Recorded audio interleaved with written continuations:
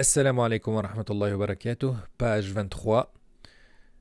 Louange à Allah, maintes et nombreuses comme il nous l'ordonne, et paix et salutations sur le meilleur des hommes, notre bien-aimé Muhammad sallallahu alayhi wa sallam. Contexte, on est encore dans le contexte du changement de la qibla, la direction pour faire la prière.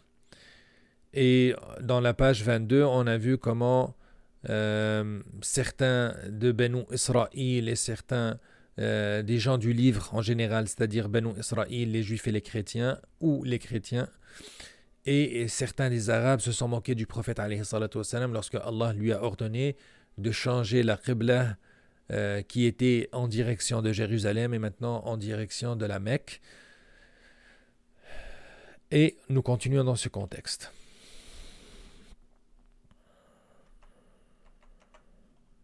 أعوذ بالله من الشيطان الرجيم الذين آتيناهم الكتاب يعرفونه كما يعرفون أبناءهم وإن فريقا منهم ليكتمون الحق وهم يعلمون. On va agrandir un peu.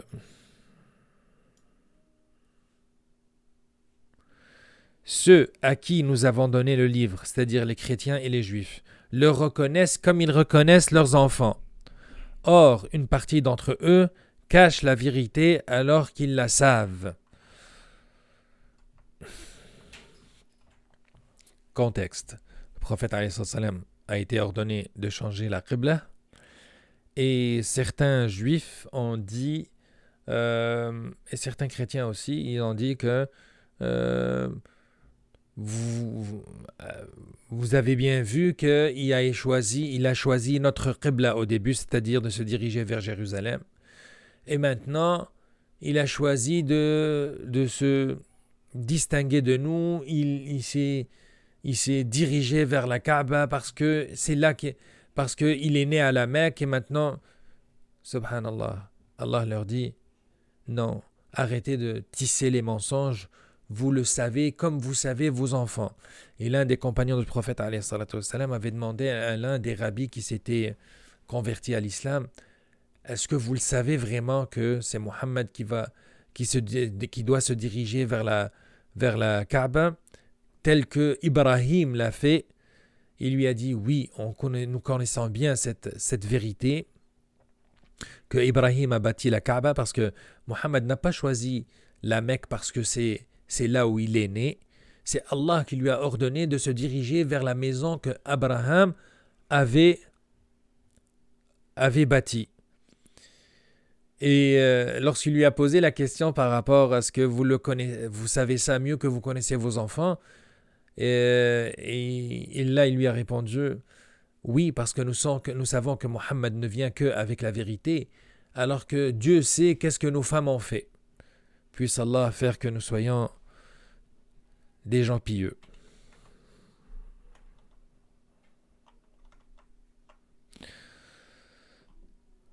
وَإِنَّ فَرِيقًا مِّنْهُمْ لَيَكْتُمُونَ الْحَقَّ وَهُمْ يَعْلَمُونَ. Et un groupe d'entre eux cache la vérité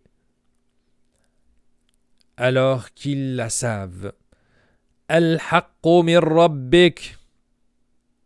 La vérité qui vient de ton Seigneur. C'est bien la vérité de ton Seigneur. فَلَا تَكُونَنَّ مِنَ الْمُمْتَرِينَ. Ne sois donc pas de ceux qui doutent. N'aie aucun doute que c'est la vérité qui vient de ton Seigneur. وَلِكُلٍّ وِجْهَةٌ هُوَ مُوَلِّيهَا. À chacun une orientation vers laquelle il se tourne. C'est-à-dire que chaque nation, Allah va lui donner une direction à suivre pendant leur prière.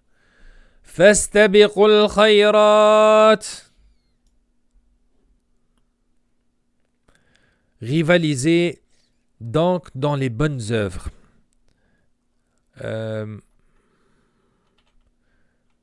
فَاسْتَبِقُوا الْخَيْرَاتِ, c'est-à-dire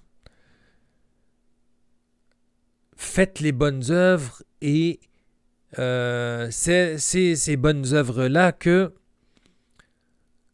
on va vous donner une récompense le jour, sur ces œuvres-là, on va vous donner une récompense le jour du jugement dernier. Fastabiqul khayrat. Faites donc une compétition entre vous par rapport aux bonnes œuvres. Que la compétition entre vous soit basée sur qui va faire plus de bonnes œuvres, bonnes actions, et non pas sur qui va amasser plus de richesses, qui va chercher à avoir plus d'argent, qui va avoir plus de bétail, qui va avoir plus de femmes. Non. La compétition entre vous doit se faire sur les bonnes actions. Et si seulement les musulmans faisaient la course aux bonnes actions, nous serions vraiment la meilleure communauté sur terre. أينما تكونوا يأتي بكم الله جميعا. Où que vous soyez, Allah vous ramènera tous vers lui le jour du jugement dernier, c'est-à-dire on va tous mourir un jour, puis un jour Allah va tous nous ressusciter et nous rassembler pour nous ramener vers lui pour le jugement dernier. Inna Allah ala kulli shay'in qadir. Car Allah est certes omnipotent. Allah peut tout faire. Omnipotent veut dire peut tout faire. ومن حيث خرجت فول وجهك شطر المسجد الحرام. Et d'où que tu sortes, tourne ton visage vers la mosquée sacrée, c'est-à-dire la mosquée sacrée à la Mecque. Partout où tu sois, fais la prière vers sa direction. وَإِنَّهُ لَلْحَقُّ مِنْ رَبِّكَ. Oui, voilà bien la vérité venant de ton Seigneur. وَمَا اللَّهُ بِغَافِلٍ عَمَّا تَعْمَلُونَ. Et Allah n'est pas inattentif à ce que vous faites. Lorsque on entend de tels versets, Allah n'est pas inattentif à ce que vous faites, nous devrons avoir peur. Parce que si l'un d'entre nous commet un péché, puis Allah ne le punit pas tout de suite, il devrait avoir peur, parce que Allah est en train de le traiter avec miséricorde. Il lui donne une chance de se repentir, de demander pardon à son péché, alors que et ça ne devrait pas l'inciter à perpétuer cette erreur-là. Allah voit très bien ce qu'on fait, nous devons purifier nos intentions et faire des bonnes actions. وَمَا اللَّهُ بِغَافِلٍ عَمَّا تَعْمَلُونَ. Et Allah n'est certes pas inattentif à ce que vous faites. وَمِنْ حَيْثُ خَرَجْتَ فَوَلِّ وَجْهَكَ شَطْرَ الْمَسْجِدِ الْحَرَامِ. Et d'où que tu sors, tourne ton visage vers la mosquée sacrée. وَحَيْثُ مَا كُنْتُمْ فَوَلُّوا وُجُوهَكُمْ شَطْرَهُ لِئَلَّا يَكُونَ لِلنَّاسِ عَلَيْكُمْ حُجَّةٌ إِلَّا الَّذِينَ ظَلَمُوا مِنْهُمْ. Et où que vous soyez, tournez-y vos visages, afin que les gens n'aient pas d'arguments contre vous, sauf ceux d'entre eux qui sont des vrais injustes. Ne les craignez donc pas, mais craignez moi-même. فَلَا تَخْشَوْهُمْ وَاخْشَوْنِي. Ne les craignez pas et craignez-moi. Et craignez-moi.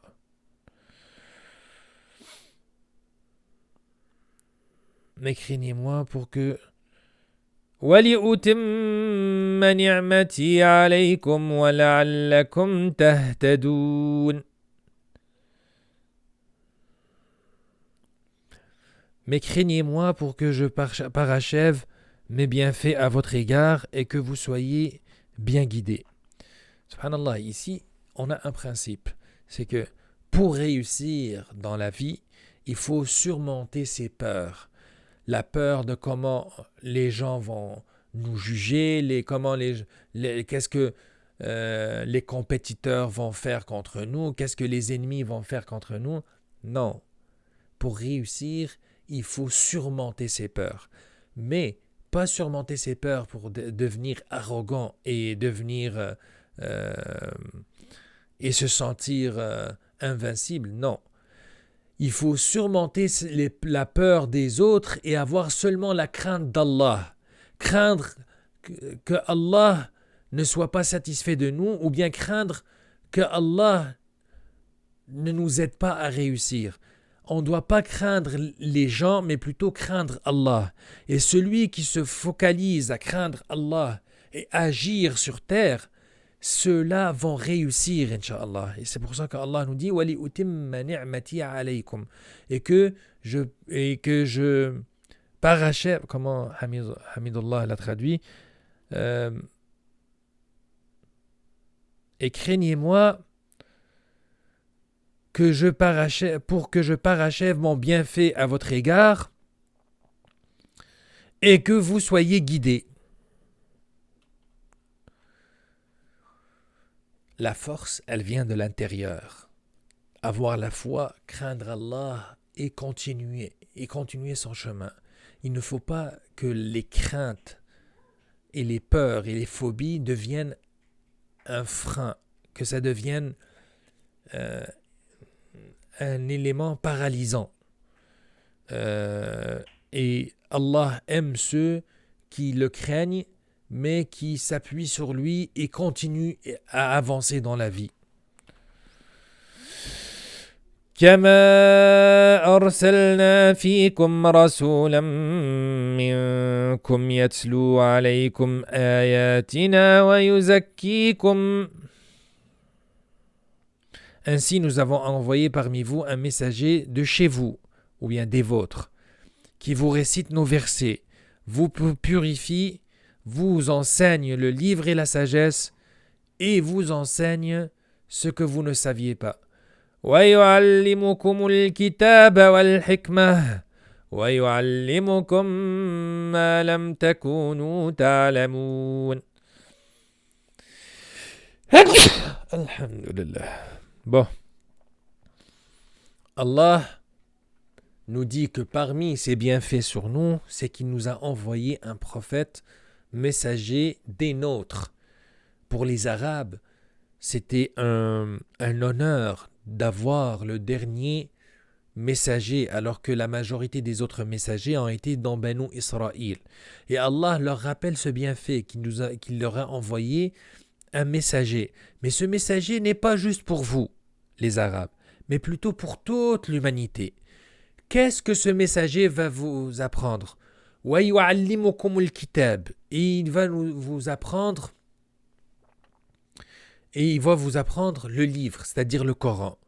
وَالْحِكْمَةِ, la sagesse, parce que le prophète Mohammed alayhi salatu wassalam va nous apprendre ce qui a été révélé sur lui comme le Coran, les versets qui est la parole de Dieu, mais aussi la sunnah, c'est-à-dire la sagesse, c'est-à-dire tous ces faits et gestes sont contrôlés par Allah. Donc, faits, gestes et paroles autres que le Coran, et aussi ce qu'il s'est... vous savez, lorsque quelque chose arrive devant le prophète, alayhi salatu wassalam, si c'est haram, il doit nous le dire. Alors que si jamais il se tait, il s'abstient de mettre un commentaire, sakata an en arabe, ce dont il s'est abstint de donner un jugement, c'est-à-dire que c'est mubah ou bien que c'est halal. Et donc, tous ces faits et gestes et paroles et abstention, c'est la sagesse ou bien la sunna. Et donc, il nous a appris le livre et la sunna. وَيُعَلِّمُكُمُ الْكِتَابِ, le livre, وَالْحِكْمَةِ, la sagesse, وَيُزَكِّيكُمْ. Il a commencé par yuzakikum. Il vous purifie. La purification a deux dimensions. La dimension spirituelle, c'est-à-dire qu'il va enlever tout ce qui est shirk, association à Allah, associer à Allah tout ce qui n'est pas convenable de lui associer, comme l'enfant, la compagne, ou bien la forme imaginable, ou bien plein d'autres supercheries que plein de peuples ont donné à des divinités qu'ils ont créées. Non, Allah est unique. Laysa kamithlihi shay. Rien ne lui est pareil. Il n'a pas d'enfant, il n'a pas de compagne. Il est éternel. Ça, c'est la purification spirituelle. Et il vous incite à faire le bien. Ça, c'est la purification spirituelle. Mais aussi la purification corporelle. Le fait de vous apprendre les ablutions, à vous laver les mains minimum 5 fois par jour, à vous laver lorsque vous êtes à la janaba, c'est-à-dire après avoir eu des rapports charnels entre hommes et femmes, ou bien lorsque ce n'est pas notre sujet aujourd'hui, mais il nous apprend à nous purifier corporellement aussi, de nettoyer nos vêtements, nettoyer vos vêtements et nettoyer la place où on vit, qu'il n'y a pas de souillure donc tout ça c'est la purification corporelle. Donc le prophète alayhi salam nous purifie corporellement, nous enseigne à être des êtres qui cherchent la pureté tant extérieure qu'intérieure. Il nous apprend le livre, le Coran, et la sagesse qui est la sunna. وَيُعَلِّمُكُم مَّا لَمْ تَكُونُوا تَعْلَمُونَ. Et vous apprend ce que vous ne saviez pas auparavant, comme les histoires des peuples qui nous ont précédés, et il va nous raconter aussi des histoires par rapport à la fin du monde, comment ça va arriver. فَاذْكُرُونِي أَذْكُرْكُمْ. Souvenez-vous donc de moi, mentionnez-moi, adorez-moi, adorez Allah. وَاشْكُرُوا لِي وَلَا تَكْفُرُونَ. Souvenez-vous de moi, je vous récompenserai. Remerciez-moi et ne soyez pas ingrats envers moi. Donc il faut se souvenir d'Allah, se mentionner Allah, vénérer Allah et être reconnaissant et non pas ingrat. يا أيها الذين آمنوا استعينوا بالصبر والصلاة. Ô les croyants, cherchez secours dans l'endurance et la salah. Car Allah, Inna Allah ma'as sabirin. Car Allah est avec ceux qui endurent. Allah est avec ceux qui sont patients. Et c'est une incitation aux musulmans d'être des gens endurants, qui vont endurer certaines méchancetés, une certaine vulgarité de paroles qui vient de ceux qui ne sont pas en accord avec leur foi.